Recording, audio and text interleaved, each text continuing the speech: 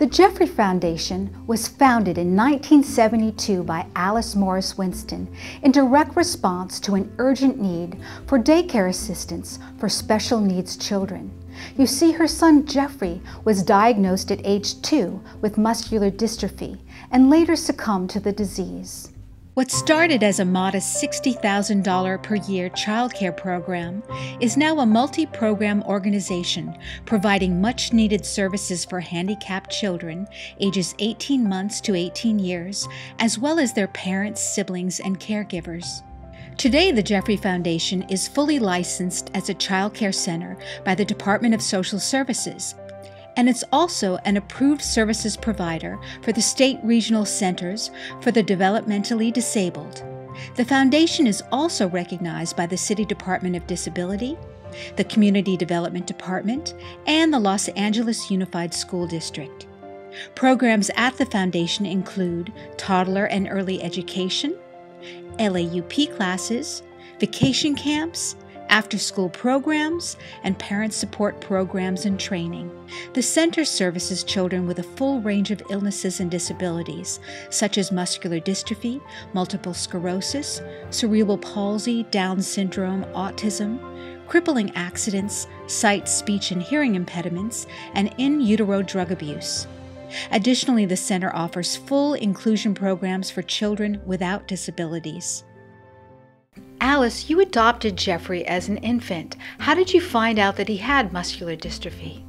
We adopted Jeffrey when he was only a week old. We had no idea until he was about a year and a half that things weren't going well. He wasn't crawling, he wasn't walking, wasn't talking much either.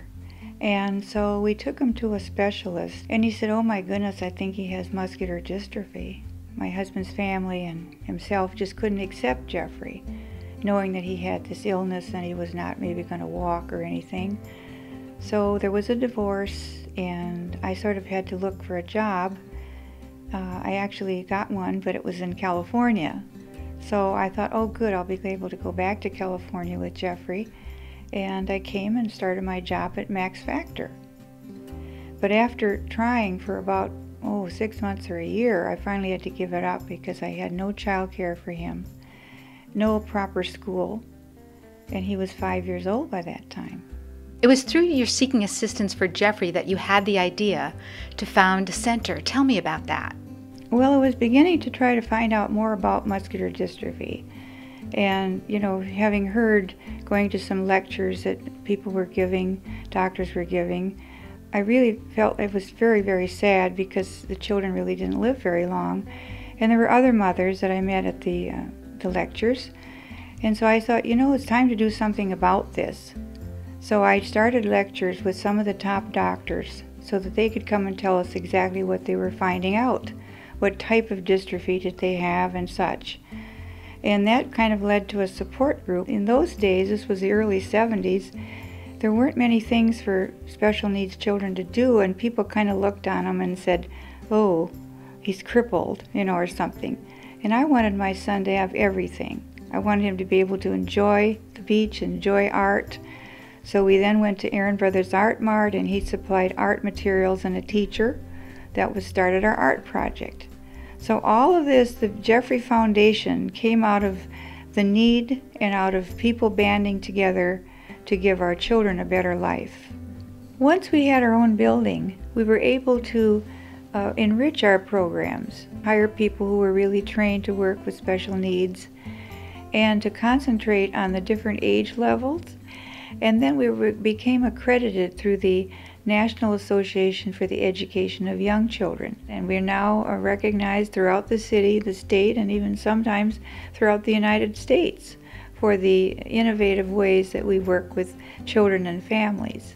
The foundation was formally funded by the Regional Center, as well as community donations and organized events. However, after 1998, government funding became increasingly more difficult, which led Alice and her staff to find new and creative ways to raise capital and to reach out to new friends and supporters.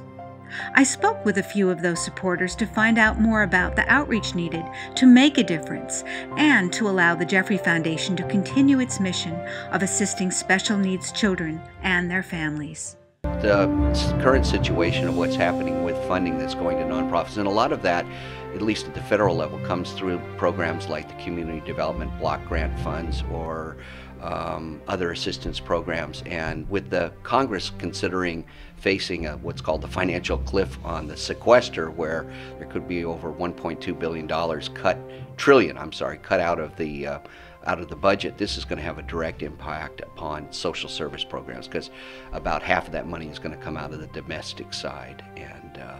And even if they're able to save the funding for the defense side, it's just going to put more pressure on cuts to domestic spending. So we're not out of the woods at all. I am so stunned by the fact that you can walk in this building, it's quiet, it's calm, the children are happy, they're relaxed, they're playing. There's no distress, there's no tension. You can't do that in any school with kids this age. Well, without the Jeffrey and Alice, what would these children do? Where would they go?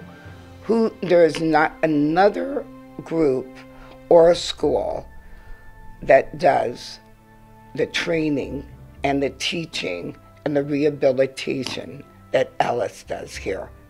I mean, this is probably, and I have looked to see where else, what are they doing? What could we do to make ours better? But there is no better, truthfully, than Alice and what the Jeffrey Foundation does for these children. The challenges are, like many nonprofits, to find financial suitors that have the desire and the ability to actually help. And they are far and few in between, as you can imagine. I think, though, that the tenacity that Alice Morris has to continue this operation, to solicit the help of friends and others that would provide sweat equity, financial resources, though there aren't very many, has really helped this organization to exist. I think the love of children, especially exceptional children in this case, has really helped the organization and helped Alice to keep the doors open. As Alice knows firsthand, dealing and raising a special needs child can cause stress for the family. The Jeffrey Foundation's Parent-Child Training Center, located directly across the street from the school, provides parents, caregivers, and siblings with coping skills and access to viable information, as well as professional counseling and training on an ongoing basis. To Jeffrey with Love, a movie script Alice is working towards setting up as a film, is another project that's close to her heart. The film tells the dramatic and poignant journey of Alice and her son Jeffrey, which ultimately led to the creation of the 41-year-old agency that has served thousands of special needs children and their families. The Jeffrey Foundation exists solely on donations and grants from people like you. Won't you open your heart to a special needs child today? Make a donation at jeffreyfoundation.com.